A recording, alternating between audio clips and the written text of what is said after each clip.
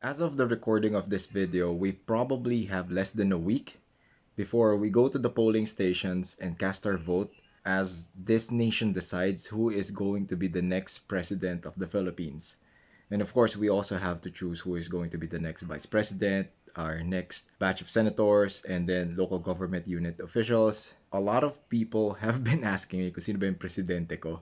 I always tell them that you should vote for who you think and who you feel should or who is deserving of your vote. Personally, I have made a checklist of the things that I'm looking for when it comes to the next president, the way I understand the job of a president is. So I'm gonna share them with you, and hopefully this will you find them useful, and then you will use them later on as you decide kung sino man yung pipiliin yung susunod na presidente. You can use these questions as guide questions as to how you will justify your vote based on how you feel and how you think. So number one, a president is a leader. Okay, first and foremost, he will lead this great nation.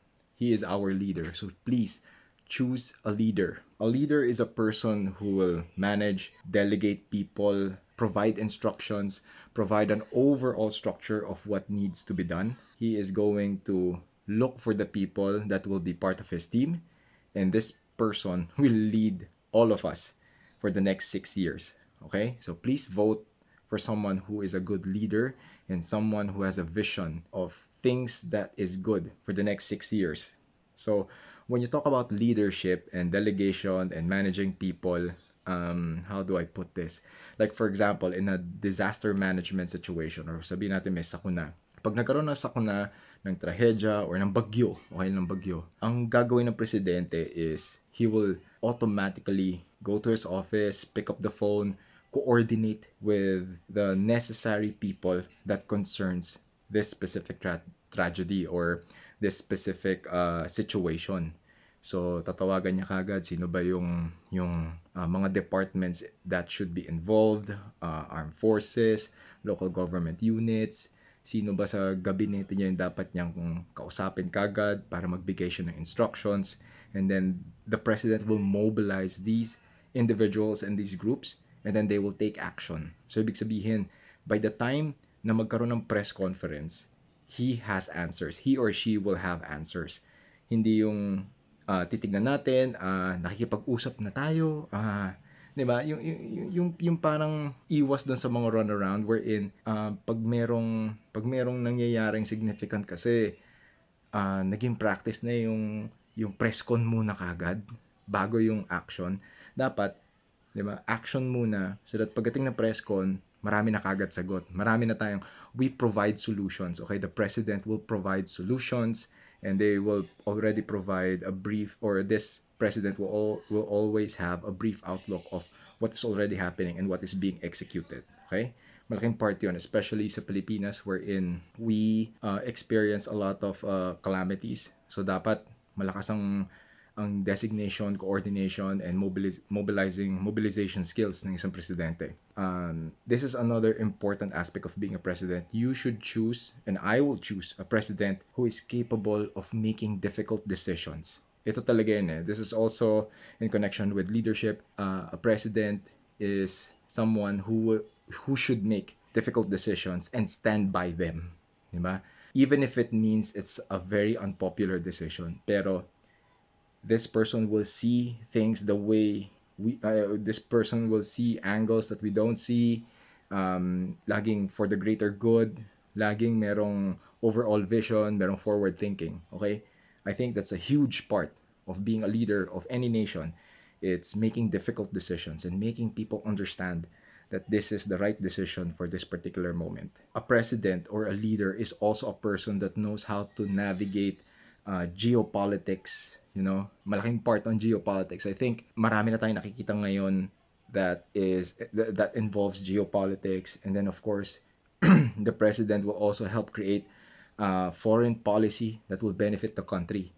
So hindi lang yan sa pagpapatakbo ng Pilipinas. It's also about how the Philippines will interact, relate, and communicate and interact with our fellow nations. Siyempre, Asia Pacific, Asia, the West, 'di ba? United States, China, the superpowers. What I'm trying to say is we need a leader that is respected by global leaders.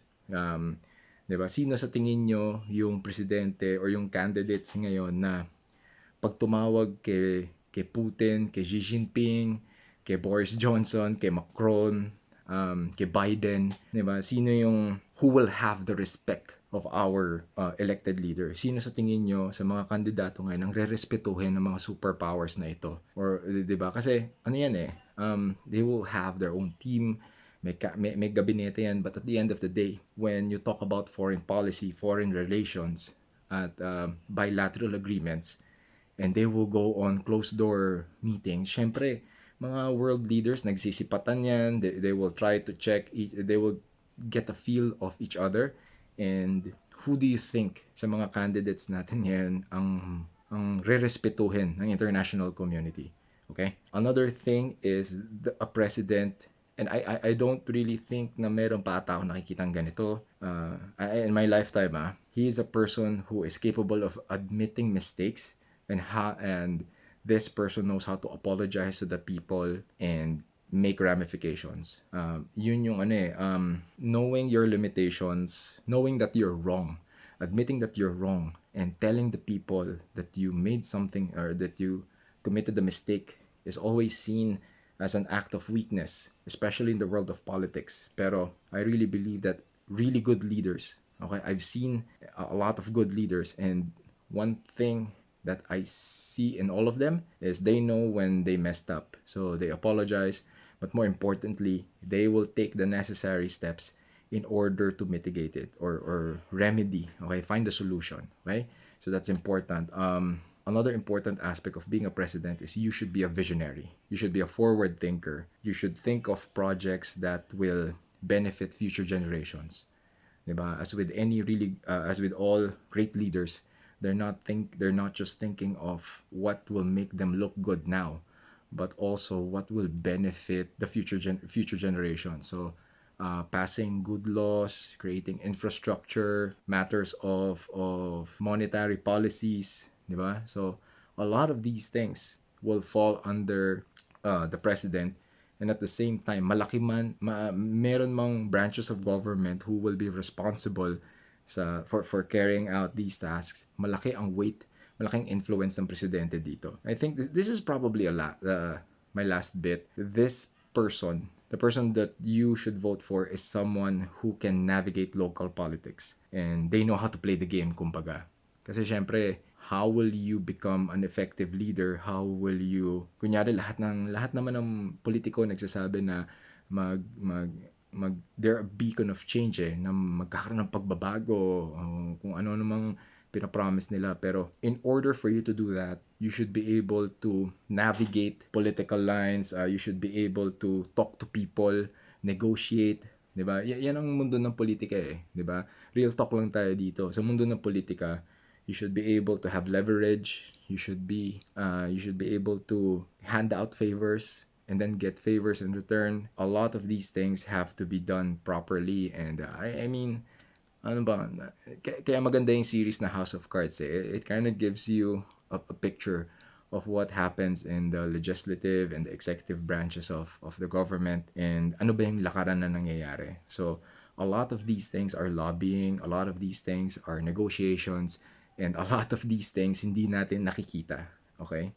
If you're the elected president and you are coming into a system, you're coming into a type of you're going into a system wherein wala ka masyadong kakampi, maraming naiinis sa'yo. How will you get shit done? Diba? How are you able to pass laws or at least endorse laws to the legislative and or at least have good relationships with the judiciary and the legislative branch kung asar sila sa'yo, di ba? Or wala kang leverage sa kanya. So I mean, these are the things that I am going to consider, and I hope it will help you decide come election day. Now, above all, the most important one is for you, my fellow Filipinos, for all of us to go out and vote. Let's all exercise our right and our power to cast our votes and have a duly elected president. Ang hirap naman kung, di ba, nagbabayad tayo ng taxes, di ba, marami tayong reklamo, pero sayang naman yung araw na ang leverage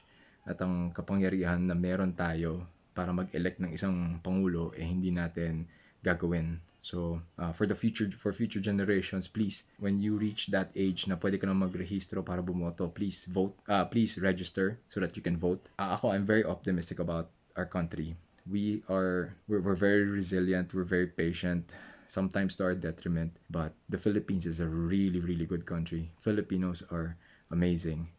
And I really do hope that we open our eyes and we become unified na pakita natin sa gobyerno na tayo ang boss. Tayo, yung mga buwis natin ang bloodline ng ekonomiya na to. So, tayo ang boss. Tayo dapat ang pinakikinggan nila. Sana ma-realize din natin na marami tayo. Tayong mga bumoboto, tayong mga botante, tayo ang fuel ng bansang ito. So, dapat tayo ang nasusunod, di ba? Kahit sabihin nila makapangyarihan sila kasi niluklok natin sila dun. Mas marami pa din tayo. So, dapat tayo ang masunod.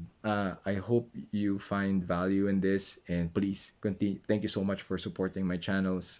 Please subscribe to this channel. Follow me on Facebook, Instagram, here on YouTube, and on TikTok. So, that's it. Let me know what you think. If I missed out on anything, meron ba akong hindi nabanggit, please put it in the comment section and let me know. Okay, walang away hindi tayo mag-aaway dito. Walang away. I'm very curious. Put in the comments kung sino ang napupusuan yung iboto. Okay? So that's it. Peace.